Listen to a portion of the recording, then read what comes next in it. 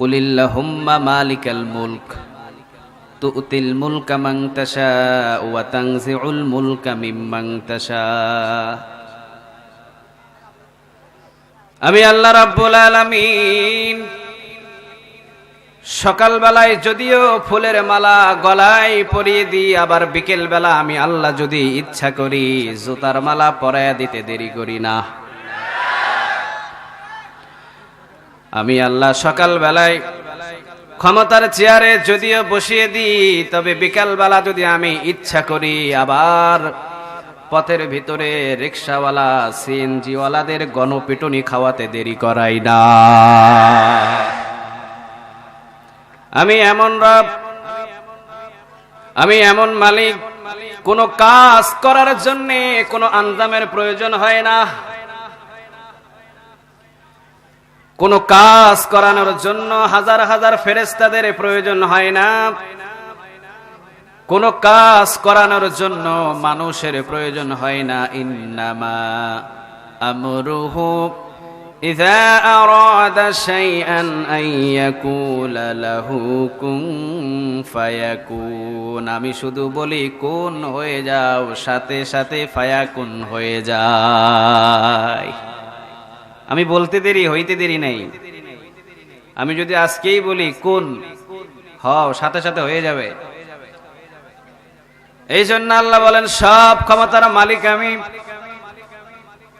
জমিনের মালিক আমি, আসমানের মালিক আমি। আল্লাযী জাআলা লাকুমুল আরদা ফিরাশাও ওয়াস সামাআ বিনাআ وأنزل من السماء ماء فأخرج به من الثمرات رزقا لكم فلا تجعلوا لله أندادا وأنتم تعلمون। سبحان الله বলবেন না? জমিনটা আমি তোমাদের জন্যই শুধুমাত্র বিছানা বানিয়ে দিয়েছি, আসমান আমি তোমাদের জন্য ছাদ বানিয়ে দিয়েছি। তবে জমিনের ভিতরে যা ইচ্ছা তাই করো না। জমিনের ভিতরে হুকুম চলবে, আইন চলবে একমাত্র একজনার, তিনি কে? বিবেক দিয়ে বলেন জমিনটা কার? আওয়াজ দিয়ে বলা যায় না কার? আপনাদের কি ভয় লাগে? আল্লাহর বলতে এত চুপ করে থাকেন কেন? বলেন তো দেখি জমিনটা কার? এবার বুদ্ধি করে বলেন জমিনটা যার, আইনটা চলবে কার? আল্লাহ বলেন জমিন আমার, শুধু তোদের জন্য বিছানা বানিয়েছি। এই বিছানার কাজ হলো চলাফেরা করা, জমিনের ভিতরে চাষ করা, খাবার খাওয়া, রিজিকের ব্যবস্থা করা। তোরা ফসল ফলাবি, সেই জায়গাতে বরকত আমি দিয়ে দিব। তবে বান্দা বেশি উপরের দিকে নড়াচড়া করিস না, বেশি রাজত্ব দেখাতে যাস না, কারণ জমিন যেহেতু আমার, এই জমিন কিভাবে চললে দীর্ঘদিন পর্যন্ত লাস্টিং করবে এইটাও পৃথিবীর কেউ ভালো জানে না। জমিন যার, তিনি সবকিছু ভালো জানেন, তিনি কে? আপনারা যে জমিনের ভিতরে বসে আছেন, এই জমিনের মালিক কি আমরা? কথা বলেন। এই জমিনের 35 সম্পত্তির মালিক আমরা নয়, এইটার 35 সম্পত্তির মালিক আছে না? কথা কন না কেন? আছে, আছে।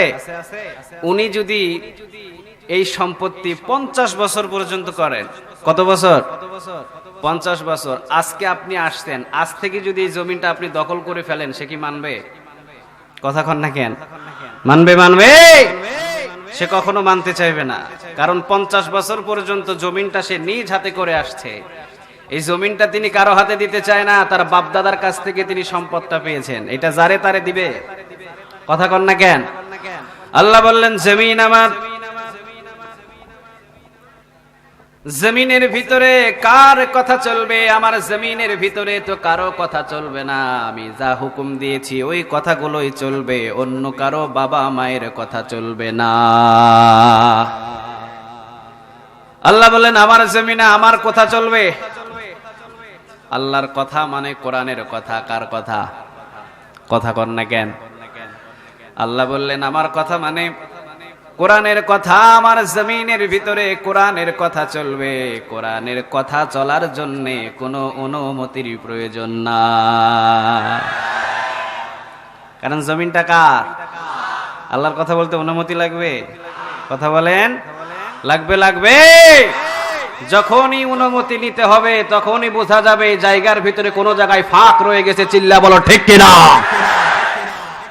পৃথিবীর ভিতরে যদি উন্মুক্ত করে দেওয়া হতো কোরআনের কথাগুলো, আল্লাহর কসম করে বলি, মুসলমানদের ঈমান উহুদ পাহাড়ের চাইতেও বেশি ওজনীয় হয়ে যেত। পৃথিবীর ভিতরে ফ্রান্সের ক্ষমতা ছিল না আমার বিশ্ব নবীকে নিয়ে কোনো কথা বলা।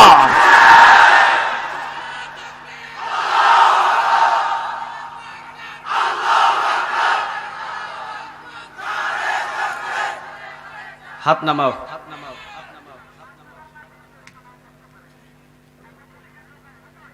কারণ কোরআন যদি আপনি শোনেন, ঈমানটা দিন দিন বাড়তে থাকবে। কোরআন যদি শোনেন, দিন দিন ঈমান বাড়ায় দিবে কে? একটু আওয়াজ দিয়ে বলেন নাকি? প্রতিদিন রেগুলার যদি আপনি কোরআন পড়েন, প্রতিদিন আপনার ঈমান বাড়তে থাকবে। আর ওই ঈমান যদি বেড়ে আকাশচুম্বী পর্যন্ত ঈমান চলে যায়, আপনার সামনে আমার নবীকে নিয়ে ব্যঙ্গচিত্র করার মতো সাহস কারো থাকবে না।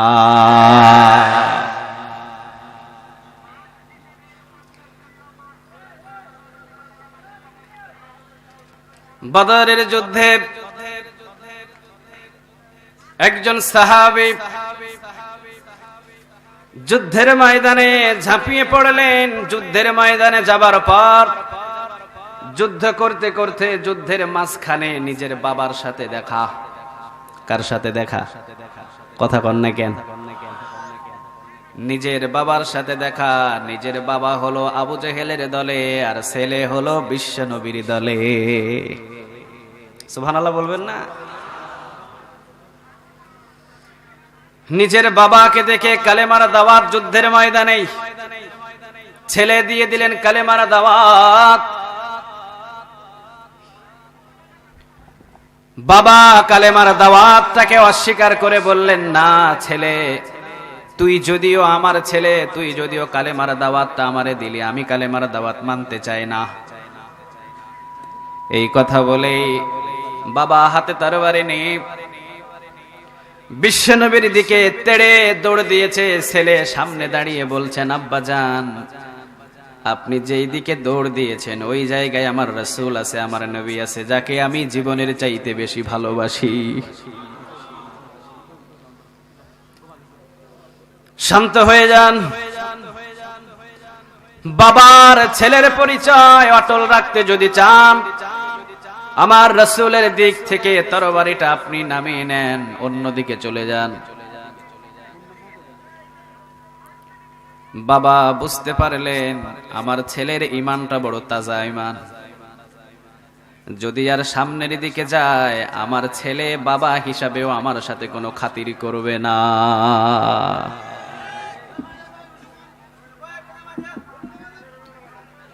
ভাই এত কথা কইেন না।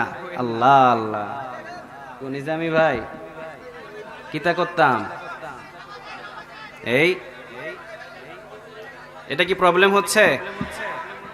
সমস্যা হচ্ছে এটা? ঠিক আছে, এটা নামায় দেন। হইছে এবার?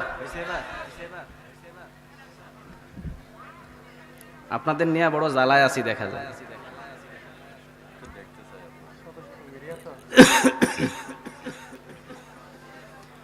ছেলে বাবারে বললেন, যান এখান থেকে চলে যান, সামনের দিকে এক পাও আগাবেন না, কারণ আপনার তরবারি যেই দিকে চলতে গেছে এই দিক থেকে তরবারিটা সরিয়ে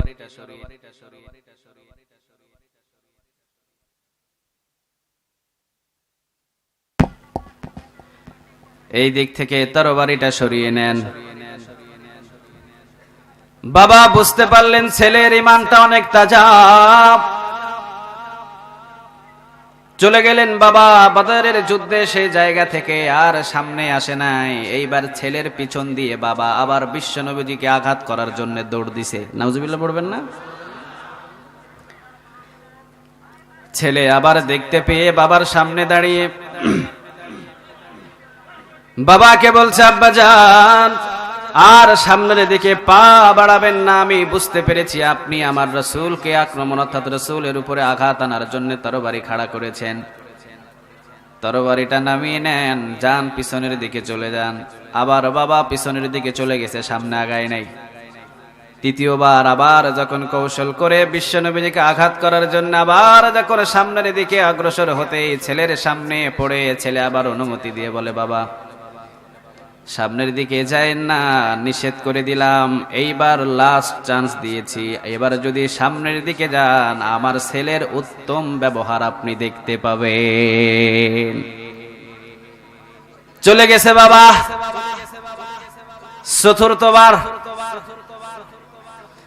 চতুর্থবার হাতের তরবারি খাড়া করে নিয়ে বিশ্বনবীর সামনে বিশ্বনবীর গায়ের উপরে আঘাত করবে, এমন সময় সাথে সাথে ছেলে তরবারিটা টান দিয়ে বাহির করে লিল্লাহে তাকবীর আল্লাহু আকবার বলে বাবার গর্দানের উপরে তরবারি দিয়ে আঘাত করে গর্দান থেকে মাথাটা আলাদা করে দিয়েছে। চিৎকার করে বললেন, আমি ছেলে হয়েও বাবাকে মাফ দি নাই, বাবার গর্দানটা আলাদা করে দিয়েছি। শোনো মক্কার কাফেরেরা, যদি আমার বাবা কেন আমার আরো যদি কাছের কোনো মানুষ আমার রাসূলের উপরে আক্রমণ করার জন্য আসে, আমি সাহাবী তাকেও ছেড়ে দেব না। বোঝা যায় আমার রাসূলের বিপক্ষে যদি কেউ কোনো কথা বলে, আমার বাবা হলেও তার সাথে কোনো সম্পর্ক থাকবে না, আমার দলীয় নেতা হলেও তার সাথে কোনো সম্পর্ক থাকবে না। আমার বিশ্বনবীকে জীবনের চাইতে বেশি ভালোবাসি। জীবন দিতে রাজি, বিশ্বনবীর অপমানন সহ্য করতে রাজি নাই। কথা কন না কেন? বারবার কি মৃত্যু হবে? কথা বলেন, হবে হবে।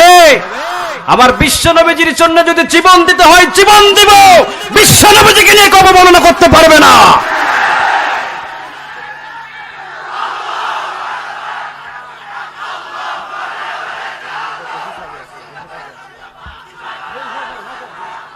হাত নামাও। আল্লাহ তুমি কবুল করো। একটা আওয়াজ দিয়ে বলা যায় না আমিন? আল্লাহ বললেন, বান্দা সবচাইতে বড় নেয়ামত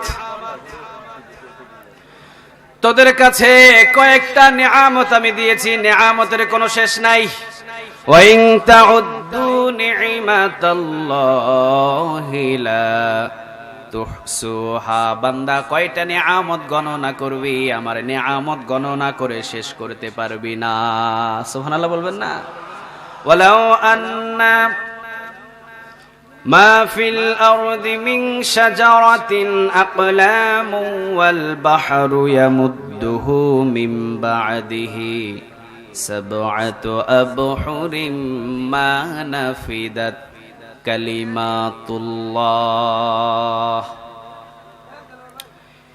পৃথিবীর সমস্ত গাছগুলোরে যদি কলম বানিয়ে দাও, আর পৃথিবীর সব সাগরের পানিগুলোরে যদি কালি বানায়া দাও, কলম আর কালি দিয়ে যদি আল্লাহর নিয়ামতের কথা লেখা শুরু করো, লিখতে লিখতে কলম আর কালি শেষ হয়ে যাবে, আল্লাহর নিয়ামতের কথা লিখে শেষ করতে পারা যাবে না। আল্লাহ বললেন, সবচাইতে বড় বড় নিয়ামতের ভিতরে সর্বপ্রথম নিয়ামত হলো 30 পারা কোরআন। এই 30 পারা কোরআন আমি কোন উম্মতের কাছে পাঠাই নাই, বান্দা তোদের কাছে দিয়েছি।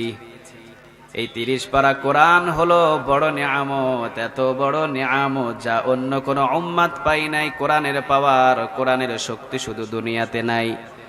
কোরআনের পাওয়ার, কোরআনের শক্তি শুধু দুনিয়ার ভিতরে নাই। কোরআনের পাওয়ার, কোরআনের শক্তি এমন একটা জায়গা পর্যন্ত পৃথিবীর কোনো কিতাব মানুষের জান্নাত পর্যন্ত ঠেলে নিয়ে যেতে পারে না, কিন্তু 30 পারা কোরআন মানুষকে ঠেলে ঠেলে আল্লাহর জান্নাতের গেট পর্যন্ত নিয়ে যেতে চায়।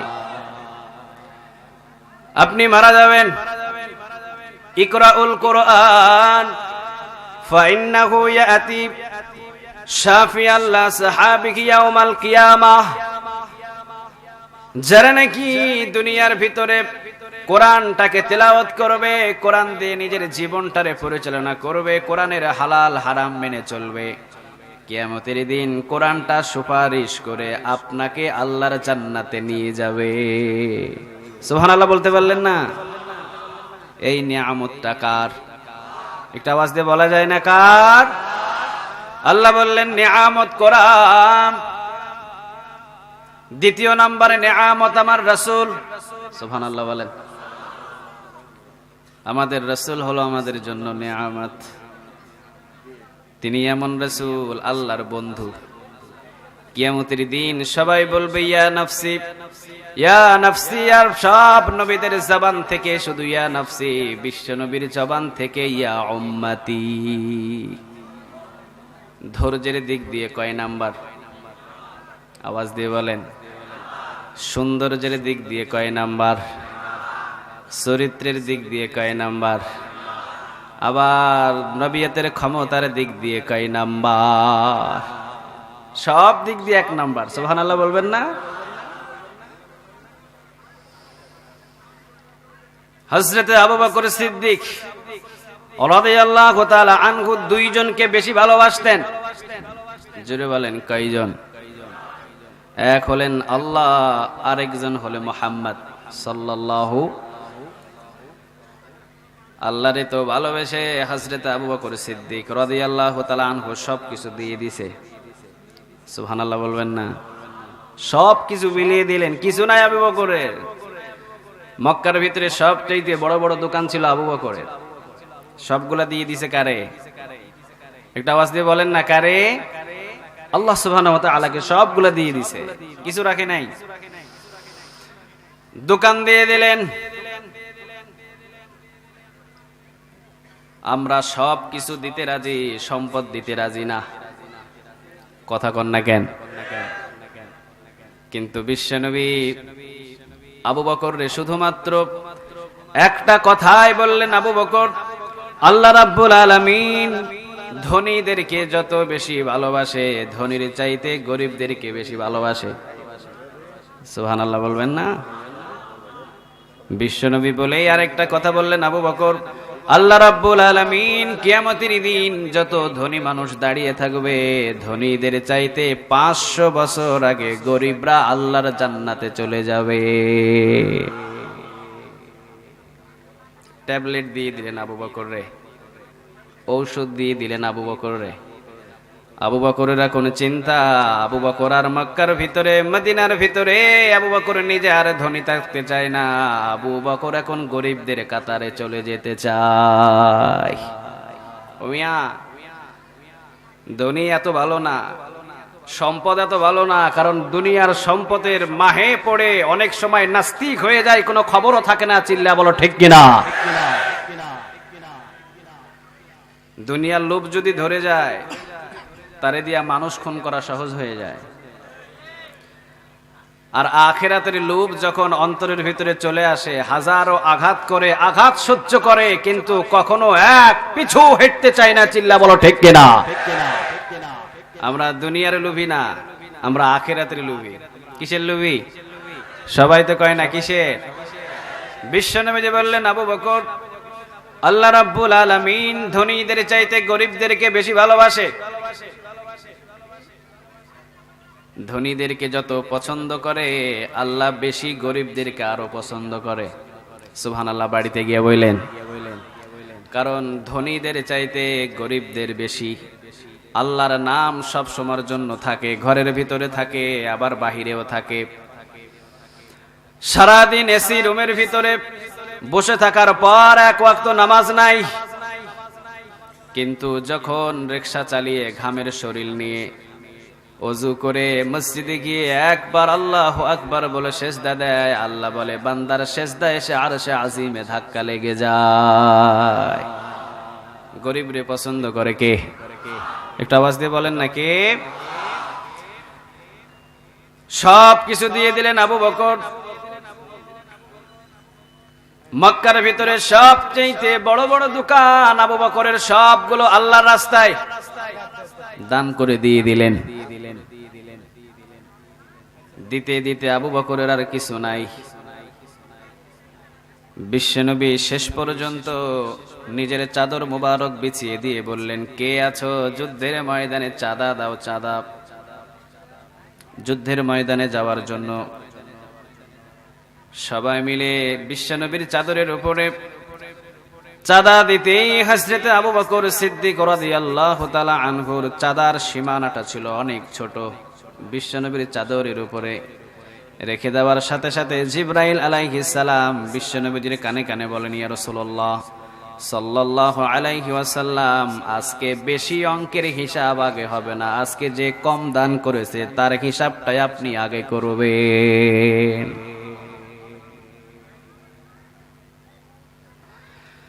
বিশ্বনবী ঘোষণা দিয়ে দিলেন, আজকে যারা দান করেছে সবার চাইতে আবু বকরের দান আল্লাহর কাছে বেশি পছন্দের। সবচাইতে আবু বকরের দান আল্লাহ রাব্বুল আলামিন বেশি পছন্দ করলেন। সবাই প্রশ্ন করলেন, আমরা এত দিলাম, আমাদের দানটা কবুল হয় না কেন? বেশি নেক পাইলাম না কেন? বিশ্বনবী বললেন, কয় ভাগ এনেছো, কয় ভাগ রেখে এসেছো? সাহাবীরা বললেন, 2টা ভাগের 1 ভাগ এনেছি, 1 ভাগ রেখে এসেছি। হযরত ওমর রাদিয়াল্লাহু তাআলা আনহু তিনিও বললেন, 1টা ভাগ আমি এনেছি আর 1টা ভাগ রেখে এসেছি। সর্বশেষ বিশ্বনবী হযরত আবু বকরের প্রশ্ন করলেন, আবু বকর কয়টা ভাগ আনলা আর কয়টা ভাগ রেখে আসলা? আবু বকর বললেন, আমি যখন ঘর থেকে বাহির হলাম, বাহির হতেই দেখি আমার দরজায় আমার বিবি বসা।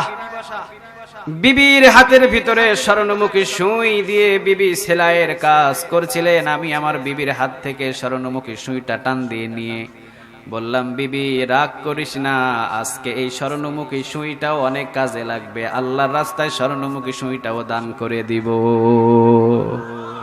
সুবহানাল্লাহ। বাড়িতে গিয়ে বললেন,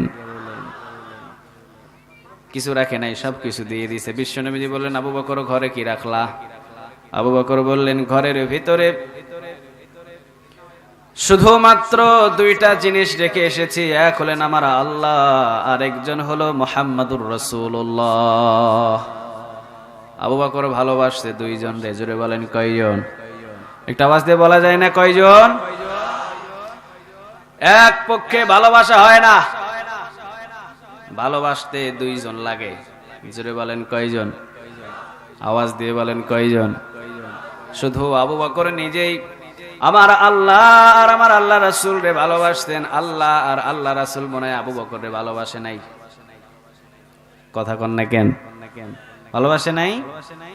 কম না বেশি? আওয়াজ দিতে হবে, কম না বেশি? একটা ঘটনা শুনলে অবশ্যই বুঝবেন যে আল্লাহ আবু বকর রে কত বেশি ভালোবাসতে।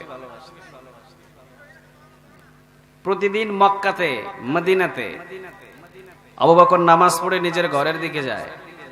আমরা যাই না জোহরের নামাজ পড়ে ঘরের দিকে? কথা বল না কেন? প্রতিদিন আবু বকর নামাজ পড়ে পড়ে ঘরের দিকে চলে যায়। আর একটা কাফের প্রতিদিন আবু বকরের গালাগালি করে। স্বভাব চরিত্র কাফেরের ভালো না খারাপ? এখন কি ভালো? এদের 14 গোষ্ঠী পর্যন্ত খারাপ। কাফেরের সাথে যাদের সম্পর্ক হবে, আল্লাহর কসম করে বলি, কাফের কখনো আপনাকে দ্বীনের পথে, ইসলামের পথে নিয়ে যেতে চায় না, সব সময় আপনাকে জাহান্নামের পথে টেনে নিয়ে যায়। আর আলেমরা সব সময় কোন দিকে নিতে চায়? আওয়াজ দিয়ে বলেন কোন দিকে? আলেম কখনো আপনার শত্রু নয়। আলেম কি শত্রু? কথা বলেন। বরং বাংলার জমিনের ভিতরে যদি কোনো আলেম ওলামা না থাকে, বাংলার মানুষদেরকে কুকুর আর শিয়ালের মতো মরতে হবে। জানাজা দেওয়ার মতো কোনো আলেম খুঁজে পাওয়া যাবে না। সবার বিবাহ হবে না, সবাইকে জারত হিসাবে জন্ম নিতে হবে। কাজেই বাংলার জমিনের ভিতরে আলেম ওলামাদের খুব প্রয়োজন।